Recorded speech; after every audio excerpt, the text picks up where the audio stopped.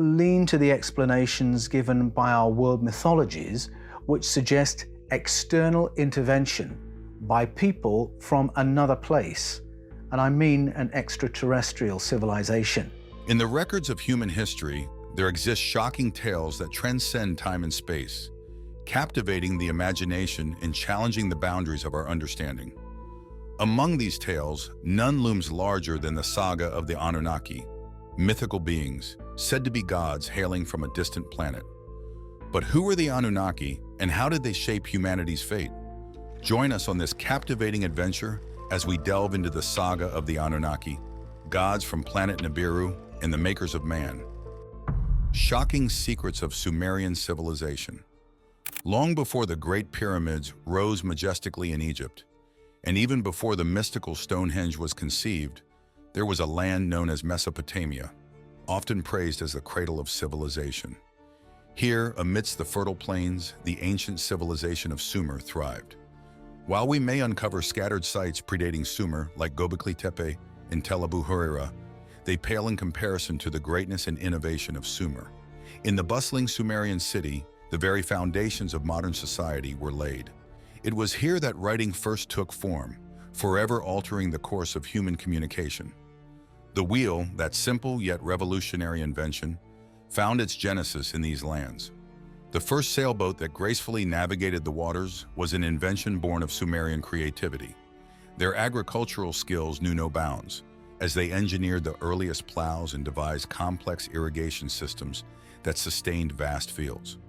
The concept of city-states, independently governed but united under a central king, was a Sumerian concept. Their legal system, the Code of Ur-Nammu, stands as one of the earliest examples of structured law. In matters of intellect, the Sumerians were unmatched. Their mathematical prowess and celestial understanding laid the groundwork for our modern understanding of numbers and angles. Fast forward through the records of history, and we arrive at a puzzling question. What kept humanity from the rapid technological advancement witnessed in Sumer for the vast expanse of time before? For nearly 250,000 years, Homo sapiens roamed the earth, yet progress remained sluggish.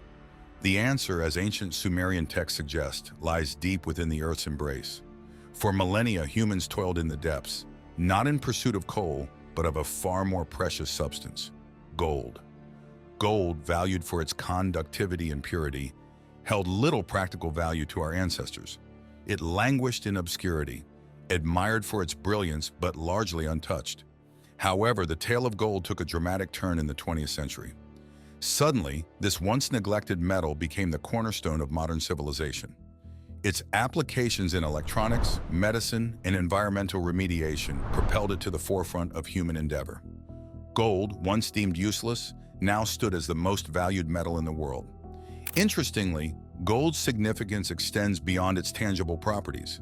Nanoparticles of gold can cleanse our polluted waters and renew our air. Its catalytic properties enable chemical reactions that purify our environment, offering a glimmer of hope in our quest for sustainability. So as we marvel at the technological wonders of our age, let us not forget the humble beginnings of civilization in the Fertile Crescent of Mesopotamia. Now let's delve into the ancient tales of the Sumerians and their celestial visitors, the Anunnaki, the horrifying quest for gold. Forget what you know about gods. The Anunnaki were said to be extraterrestrial travelers from a distant world. Their quest? Gold, but not just any gold. Cosmic gold, prized not only on Earth, but across the cosmos. Around 450,000 years ago, the Anunnaki descended upon our planet, not as kind-hearted guides, but as masters seeking to exploit our resources. Gold, abundant on Earth, was a precious rarity on their home planet. Thus, they devised the creation of humanity, fashioning us into a labor force to extract the valued metal from Earth's depths. The Anunnaki hailed from a planet known as Nibiru, the 12th planet, or Planet X. This mysterious world, located in the outer reaches of our solar system, has fascinated scholars and space agencies alike. NASA's search for the elusive planet 9 inches aligns with ancient Sumerian accounts of Nibiru's existence, adding an interesting layer to the saga. Anu emerges not merely as a personal name, but as an esteemed designation granted to the rulers of the Anunnaki. In the face of environmental disaster on Nibiru, Anu ascended to power with hopes of salvation. However, despite technological prowess, their world faced a worsening crisis. Industrial pollution choked the skies, and volcanic eruptions wreaked havoc, pushing Nibiru to the brink of collapse. Amidst this turmoil, Anu struggled with the weight of leadership. His laughter, devoid of cheerfulness, echoed across the troubled landscape as he wrestled with the fate of his people. Nibiru, once a celestial wonder, now languished under a suffocating blanket of atmospheric decay. Its once vibrant skies now bore a sickly yellow hue, covering the land in an oppressive gloom. The twin moons, once radiant beacons, struggled to pierce through the thick haze that choked the heavens. The Anunnaki, blessed with lifespans spanning 200 millennia, now found their longevity a burden rather than a blessing. The elders recalled a time when the night sky glittered with stars. But for the younger generation, this was but a distant dream. Then, a ray of hope emerged. Anu's son, Enlil, burst into the chambers with a revelation, a solution to save their dying world. Gold, a rare treasure on Nibiru, held the promise of stabilizing their ailing atmosphere. When dispersed into the air, microscopic particles of gold could deflect and absorb the harmful radiation plaguing their world. It was a risky attempt, filled with uncertainty, yet it offered the only glimmer of hope amidst their despair. With determination, the Anunnaki mobilized their resources, dispatching groups across the solar system in search of gold-rich planets. For years, their efforts yielded nothing but disappointment until a breakthrough finally emerged. The unexpected rise of rebellion. One of their probes reported not only the presence of gold, but a wealth of other life-saving resources, igniting a spark of hope in the hearts of a people filled with desperation. All the wise elders gathered at the Grand Council meeting. However, it was Anu's son, Enlil, who took the floor first. They brought news from one of their space probes, a planet near a yellow star, abundant in precious gold and plenty of liquid water. This planet boasted a thin atmosphere, yet its robust magnetic field protected it from deadly radiation, unlike their own vulnerable world. It was the third planet from the star, known to Anu as Kai, but later named Earth. Anu recognized the potential of Earth's rapid orbit around its sun, contrasting with Nibiru's sluggish 3,600-year cycle. Despite the dangerous journey, Anu saw Earth as an ideal destination, especially as Nibiru approached. Enlil, however, raised concerns about Earth's inhabitants, intelligent bipedal creatures, but smaller in stature than the Anunnaki. These creatures, under 6 feet tall, roamed the Earth's surface. While physically different from the Anunnaki, they shared basic traits like limbs and facial features. Leo worried about the potential threat posed by these primitive beings, noting their violent tendencies and basic technology. Anu suggested employing the IG, obedient servants of the Anunnaki, to manage any conflicts with the Earthlings. After careful deliberation, the council decided to embark on the journey to Earth, loading 300 Anunnaki and 600 IG onto majestic vessels. Following a brief stop at Mars, the Anunnaki fleet marveled at the vibrant blue and green orb of Earth, teeming with life both above and below its glittering surface. The Anunnaki gazed upon the splendor of Earth, marveling at its beauty, yet their hearts were heavy with sorrow. Their home, Nibiru, faced decay, and its people suffered. However, this sorrow ignited a fierce determination within them. They had a mission: to extract gold to save their dwindling atmosphere. While some ships remained in orbit, others scoured the planet for a suitable landing spot. Eventually, they chose the fertile lands located between the Euphrates and Tigris rivers, later known as Mesopotamia, meaning between two rivers in Greek. As the ships descended, the IG, a race enslaved by the Anunnaki long ago, were set to work. These IG, resembling both the Anunnaki and modern humans, stood tall and strong, with elongated skulls depicted in ancient art. Given a mere 7 days, the IG labored tirelessly to build the grand city of Eridu to be ruled by Anu's son, Enlil. Despite their cruelty, the Anunnaki demanded more, using weapons to enforce their will. Ani conflicted, hesitated to mistreat the workforce, but saw no alternative. For 150,000 years, the IG toiled in the gold mines, while ships shuttled between Earth and Nibiru. Ankh, ruling in his father's name, thirsted for more gold, driving the IG to their limits. When dissent among the IG grew, Ankh's demands became ruthless, ordering any means necessary to increase production. Whispers of rebellion spread among the IG, led by the renowned leader Atrahasis. They refused to endure further torment and declared war against their oppressors. With strength and intelligence, they fought valiantly, turning tools into weapons, but ultimately faced defeat and were returned to bondage. Ankh's brother Enlil, who had been supervising the mining efforts, were angry. Ankh demanded the execution of the IG for their defiance, but Enlil proposed a different approach. With thousands of years of intertwined history between the Anunnaki and the IG, he suggested forging a new path together rather than resorting to tyranny. Realizing that the IG would not return to the mines, Ankh faced a dilemma. Someone still needed to do the labor required for a bustling city, so he devised a plan. Humanity's astounding origin. In the nearby forest dwelled ape-like hominids, creatures with sizable brains, bipedal locomotion, and rudimentary tool use. While not intelligent enough for the Anunnaki's needs, Ankh saw potential in them with a bit of genetic tinkering. These hominids, potentially Homo habilis or Homo erectus, were our ancestors. The Anunnaki selected a male and attempted to merge his genetic makeup with theirs. The goal was to create beings as intelligent as the IG, but more manageable. However, the initial experiments yielded odd results. Monstrous creatures like gorgons and cyclopes, immortalized in ancient tales. Refining their methods, the Anunnaki bound their DNA with that of a female hominid. Instead of growing the embryo in a lab, they implanted it into the female. Less than a year later, a child was born, a boy resembling the Anunnaki more than the forest-dwelling creatures.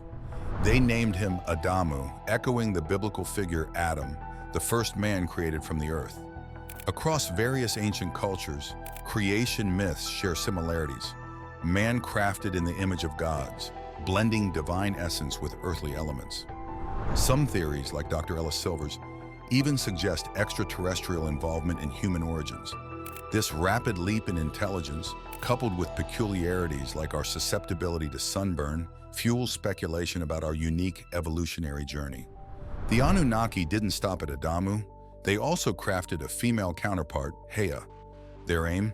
To ensure the survival of their new human race and perhaps to experience a bit of sexual healing themselves. These humans, guided by the Anunnaki, flourished over a few hundred years, learning everything from farming to mining gold. The Anunnaki were so pleased with their creation that they even allowed humans access to their sacred garden, Eden. But trouble brewed when humans looked more like the Anunnaki than apes, especially the women who were considered strikingly beautiful. Annie, the ruler of Hureyra, couldn't resist the allure of one such woman, despite strict rules against relationships between Anunnaki and humans. From their union, a child named Adapa was born, marking a significant shift. Adapa possessed intelligence far beyond his predecessors, marrying a woman named Atichi and birthing a line of highly intelligent humans. However, along with intelligence came a troubling trait: violence. This new breed of humans, driven by the desire for power and gold, quickly overtook their submissive predecessors. Despite Anunnaki's orders, they procreated freely, leading to overcrowding and chaos in Hureyra. Amidst this turmoil, Lael found the constant human disturbances particularly annoying. He opted to reduce the human population by unleashing a series of catastrophes: drought, followed by pestilence, and then famine. Each time disaster struck, humans begged the god who created them, Ankh, for relief. With his assistance, suffering eased and the earth recovered. By this point, the Anunnaki had amassed sufficient gold to mend their own planet. Yet humans had become bothersome. Consequently, the Anunnaki banished them from Eden and their city, Eridu. Thus, the human race scattered across the globe. However, not all departed. Some remained, forming relationships with various Anunnaki. Their offspring were extraordinary demigods, including renowned figures like Gilgamesh, Samson, Hercules, and Perseus. Conversely, unions between humans and the IG birthed monstrous offspring known as the Nephilim, giant, savage beings who terrorized and devoured humans. As humanity thrived, establishing settlements that grew into cities and empires, the Nephilim wrought havoc, yet a celestial event loomed on the horizon. Initially appearing as a mere star in the night sky, it gradually intensified, sparking confusion and fear among humans. Unknown to them, it was Nibiru, the Anunnaki's home. This celestial body followed a 3,600-year orbit around the sun, journeying far beyond Pluto and looping back through the inner solar system, nearing Earth's vicinity. Recognizing the impending return of Nibiru, the Anunnaki prepared to depart, armed with ample gold to restore their atmosphere. Once Nibiru completes its passage past Earth, there won't be any humans left. This terrifying thought jolted a farmer from his sleep as the sun began its ascent over the distant mountains. Usually the dawn brought a sense of anticipation, but on this day, the animals were in a frenzy, a tale of chaos and catastrophe. Rushing to the barn, the farmer was met with a scene of chaos. His horses were thrashing wildly, one even breaking its neck in a desperate bid to escape. The sheep were running amok, crashing against the stone corral, some already injured and a couple dead. It was utter madness, and the farmer was at a loss to explain it. This strange behavior had begun months ago, coinciding with the appearance of a new light in the sky, a star-like object that gradually grew in size, resembling a vast disk with discernible features like clouds, mountains, and oceans. Unlike the moon, it remained visible during the day, looming dangerously over the landscape. As the farmer surveyed the scene, a flock of birds erupted into flight, their noise drowning out any semblance of melody. Then came the vibrations, first subtle, then violent, accompanied by a deep, unsettling hum that echoed through his bones. Suddenly, the earth convulsed with a force that dwarfed any earthquake he had ever experienced. Helpless, he watched as his barn crumbled, his home collapsing in a heap. Amidst the turmoil, he could only hope his family remained unaware in their sleep. In the face of such devastating destruction, the farmer could only surrender to the overwhelming chaos, his world crumbling around him. Amidst the rubble, he discerned his wife's anguished cries, accompanied by the wails of an infant. His own screams joined the chorus, but they were drowned out by a deafening roar as the ground surged forward, sending the stone corral crashing down. Animals stumbled, thunder resonated, and the air reverberated with a thunderous roar that eclipsed any he'd heard before. Desperately covering his ears, he found no rest from the onslaught. Though the sounds were overwhelming, he could also feel the vibrations coursing through him. Turning to the west, he beheld the familiar sight of the grassy hill crowned by a towering olive tree, a symbol of enduring stability. Yet even this ancient landmark seemed imperiled as a surreal vista unfolded before him. From beyond the ridge, mountains of fire erupted, hurling flaming boulders into the sky with staggering force. Dark smoke billowed, obscuring the once blue sky and plunging the world into darkness. Relieved to no longer face the terrifying disk in the sky, he staggered toward his shattered home, guided only by the rumbling of the earth beneath his feet. As he pressed forward, hot coals began raining down, igniting the tall grass around him. These fiery projectiles heralded more devastation. The flaming rocks launched into the heavens were now hurtling back to earth, growing larger and more dangerous with each passing moment. The barn vanished in a flaming fire. Paralyzed by terror, he could only offer a prayer as one of these monstrous shadows engulfed him. Then darkness descended, engulfing everything in its embrace. The huge disk in the sky continued its fierce dance, shaking the earth beneath his feet. Buildings crumbled like sandcastles, prompting him to secure his boat with sturdy ropes tied around a wooden pike, hoping desperately that his makeshift anchor would withstand the violent waves.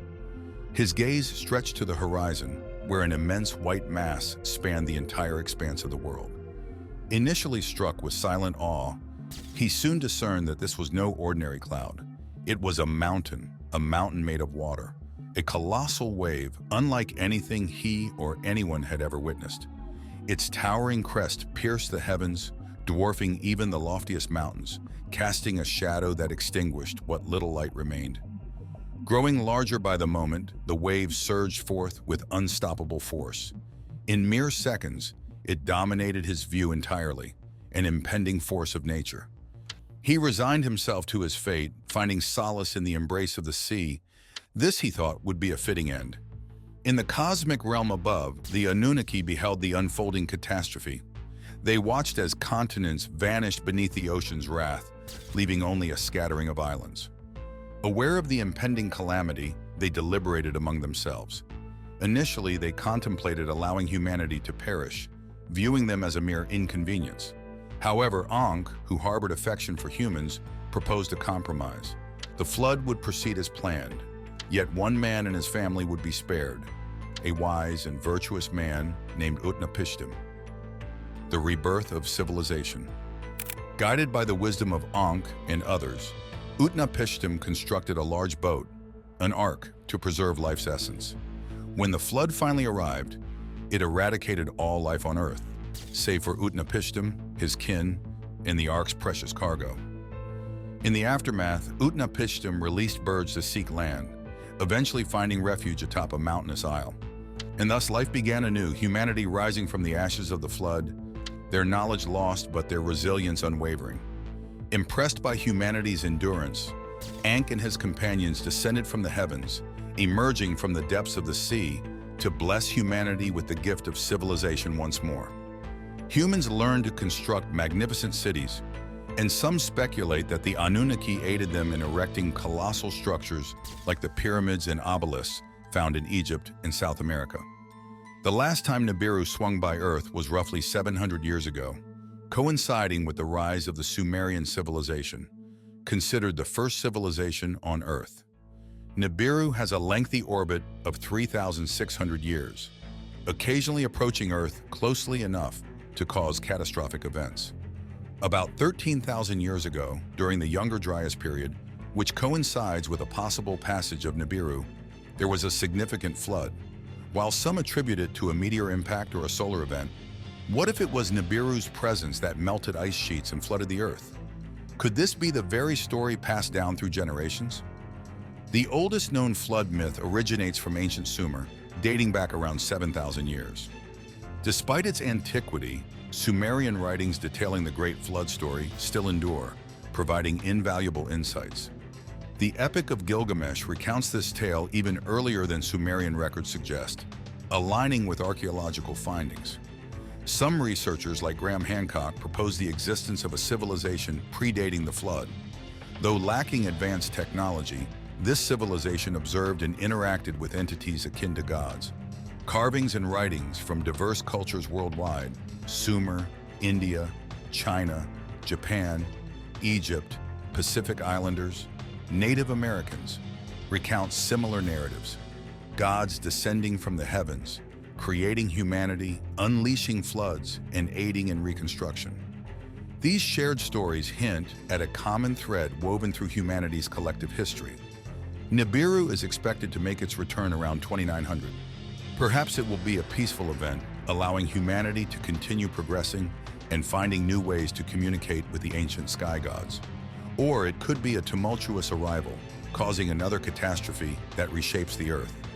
But even if Nibiru's return brings destruction, it doesn't mean the end of humanity. Technology will advance, and by 2900, we might have established colonies on the Moon, Mars, Europa, and Enceladus. We'll be extracting resources from asteroids and using Europa as a pit stop for refueling and replenishing our water supplies. Humanity will have become a spacefaring civilization, much like how we've explored and conquered every corner of the Earth. With some good fortune and plenty of teamwork, we can explore every corner of our solar system. Even if Nibiru brings destruction to Earth in 2900, we'll be prepared, because by then we'll be like the ancient sky gods, the Anunnaki, who journeyed from Nibiru to Earth seeking gold to save their own planet. During their time on Earth, the Anunnaki created humans as workers to mine gold for them. Over time, humans became more intelligent, ambitious, and sometimes violent. Eventually, they were wiped out by a massive flood when Nibiru passed close to Earth. This story is a classic and a favorite among many, inspiring shows like Ancient Aliens. Proponents of the ancient astronaut theory, like Zechariah Sitchin, argue that this story is true. Sitchin dedicated over 20 years to studying ancient Sumerian texts and translating thousands of them. Despite claims of having an economics degree from the University of London, Sitchin's academic background remains unconfirmed. While working for a shipping company in New York, he taught himself Sumerian. Later, he visited ancient sites and developed the ancient astronaut theory. Many of his books are quite fascinating. However, skeptics believe that he got some things wrong.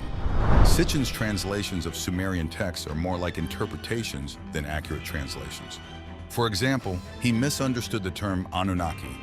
In Sumerian texts, it means royal blood or royal seed, referring to the descendants of the god Anu and his consort Ki. Sitchin thought it meant those who from the heavens came, which isn't correct. The Ancient Aliens TV show uses Sitchin's translations, not the accurate ones. Sitchin's book, The 12th Planet, was released in 1976 when there was no internet or databases of ancient writings. Today we know much more about how the Sumerians spoke and wrote, and we've realized that Sitchin wasn't a very accurate translator. He even made mistakes with basic words and grammar. For instance, the title The 12th Planet refers to an image on a Sumerian cylinder seal, Virginia 243, showing the sun surrounded by 12 objects, which Sitchin claimed were planets. However, the Sumerians likely only knew about planets up to Saturn, as they didn't have telescopes and could only see planets visible to the naked eye. Sitchin also incorrectly mentioned flying vehicles in Sumerian texts. While other cultures wrote about such vehicles, there's no evidence of them in Sumerian writings. There are a few things to note about Sitchin's interpretations. Debunking myths, discovering truths. To begin with, Sitchin's texts don't mention mining gold to heal the atmosphere on Nibiru. Nibiru means crossing, and Sitchin interpreted this to mean it was a planet that crossed Earth's orbit every 3,600 years. But that's not accurate. Nibiru, or the crossing, often referred to events associated with a solstice. It could mean an object in the sky indicating a solstice, or the sun, or a star crossing a certain way during a solstice. Sitchin took this concept and ran with it, suggesting Nibiru was a planet, but it wasn't.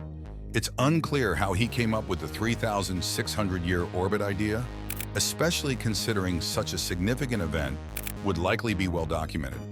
Perhaps any records were lost in the flood. Now, the flood myth is fascinating. Nearly every culture and religion has its own flood story, with around 140 or more flood myths recorded. They all share striking similarities, often involving the salvation of 8 people, like in the stories of Noah and Utnapishtim. Some argue that these flood myths were copied from one another, suggesting the biblical flood story was derived from the Epic of Gilgamesh.